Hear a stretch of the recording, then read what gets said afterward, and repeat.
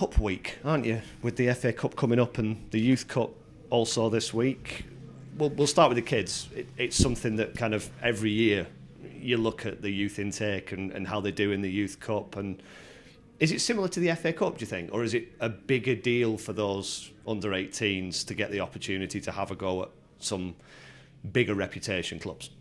I think I speak about this every year. It's one of my favourite weeks when the kids get to play in the FA Cup. I always remind them that I wasn't fortunate enough to be an apprentice or a scholar, so I couldn't taste what they could taste. But it still thrills me to see their excitement. They seem to raise the game every time they play in it. And I've watched several over the years, and I still get the tingle each time. I love going in and speaking to them half-time and full-time as well. And they played really well. Cracking game of football. Scored 3 good goals. Well, one was a penalty, but could have scored another 6 or 7. Played some really nice football. And very, very pleasing. And hopefully they'll want to taste more of that. And I can see the similarities within the FA Cup. It's a chance to really put yourself out there. You've already had young Angela Papula, who scored a couple of goals in that game, in your first team squad and a few minutes on the pitch at Harrogate in the trophy. How excited are you about this group of young players, and how much does it almost sometimes save you a job having to recruit someone if you can get them from within? The ideal scenario is to recruit from within. That's why we've got an academy set up, and that's the reason why we had an intermediate group. And we still have, don't play in the league really, but that's the idea, that you can spend time on them. They don't have to just come in at 18 or come through from them at 18 and go bang straight into the first team.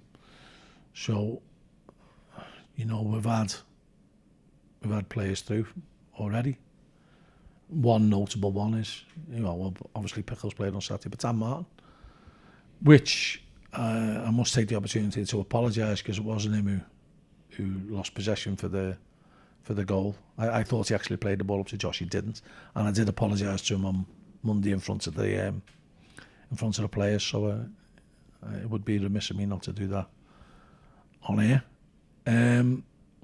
So he's one who has benefited from coming through the youth team, coming through probably at the same time. I think he goes back to the Paul Lodge days with Toby. So I think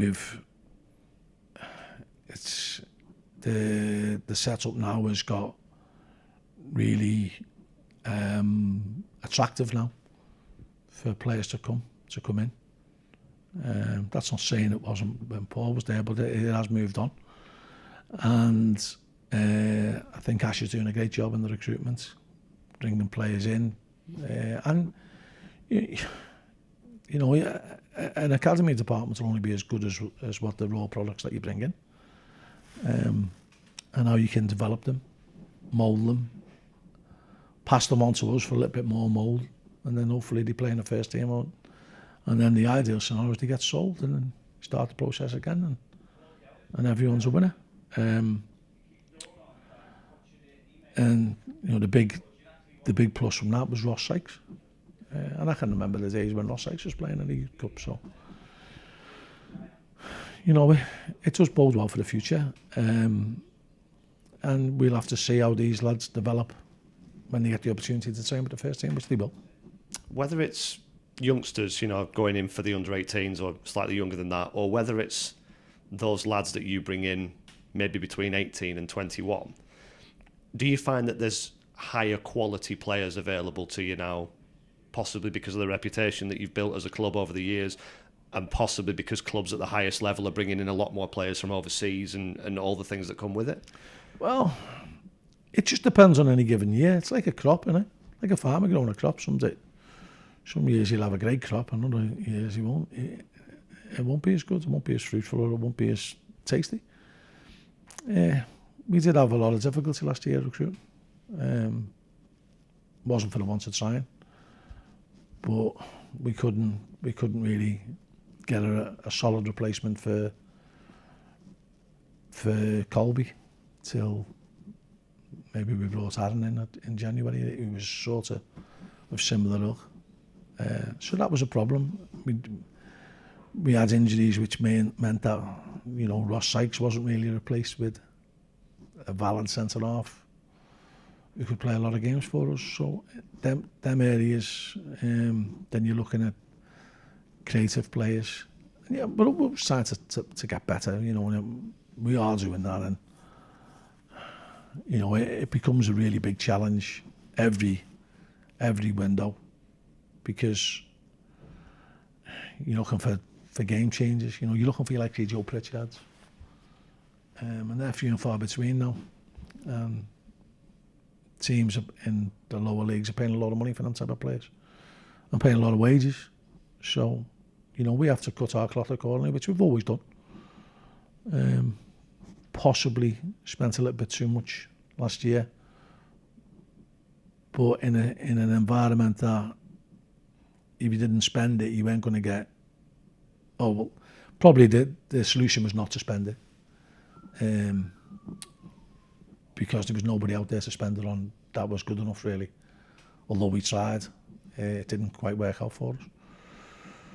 So from that score, lessons to be learnt, and I think them lessons have been learnt this season. I've got lads now who are all keen to get a shirt. Some lads have been out on loan, and hopefully they'll benefit from that. We might find ourselves streamlining again next year.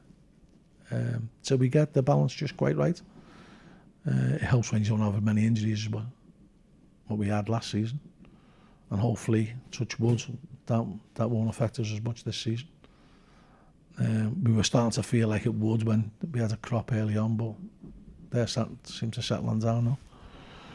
So you're always trying to improve and try to be better, and try and, you know, or try and use the academy and the thrill they get of playing in the U Cup and winning in the U Cup, and maybe go on to bump a couple of them into the first team. Can you believe you are a week away from it being 20 years since playing Huddersfield in the first round of the FA Cup? Brings back great memories. Lots changed at the club since then. But I think the core values haven't changed. Hard work, attention to detail, trying to maximise what you've got. Not complaining, rolling your sleeves up, trying to play good football. And I think that's still our motto. And, you know, I very much doubt I'll be here another 20 years. So let's make the most of them while we still can. Could you have anticipated going into that FA Cup run? Obviously, you didn't know it was going to be a run. You'd won one game against Lee before you played Huddersfield. Could you have anticipated in 20 years' time going in at the first round proper full-time professional football in the Football League and all that's come with it? But you always aim high. I've always aimed high. I've always believed in my own ability, and I think that cup run, you need a little bit of luck along the way. We had a little bit of luck against Bournemouth, but that cup run, along with our good friend Brett getting sold, enabled us to go full time. And if we hadn't gone full time, we wouldn't be where we are now. So, you know, there's a lot of people who got through a lot of work to get us where we are now.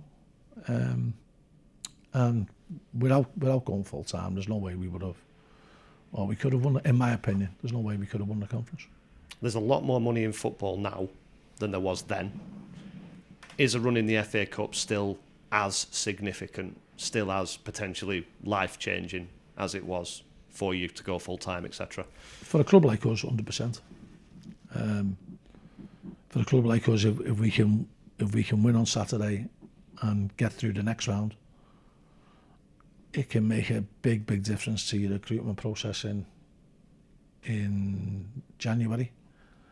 And so whether you stay in this league, whether you try and attempt to get out of this league upwards, a lot of it can depend on having a good cup run. Just as we did all them years ago, that's changed the total course of the club. What's it like playing a team from your own division in the first round proper? I think when the draw gets made, probably people are quite underwhelmed by draws like that. Yeah. It's funny, isn't it? Because we played Colchester last week and we were reminiscing about the queues down Livingston Road for the tickets. I think we had 4,000 odd on that day. Great atmosphere. Paul Cook, unbelievable header, and the keeper made a great save. Took us to a replay and the rest is history. But I don't think Doncaster would have been particularly pleased with playing a team of their own level. I just think it's one of them. You have to deal with whatever the draw brings you. That's the beauty of a cup draw. And we've played teams from our league in the past and won. We've played teams above and won. We've played teams below and won. We've also played teams below and lost. Our own level and lost. And above us and lost. So anything's possible. We'll prepare like we'll prepare for a league game and try and win the game. They found a bit of form, haven't they? I think they've won 3 of their last 4 games. Yeah, and you know, I watched them against Everton in the League Cup, and they did really well.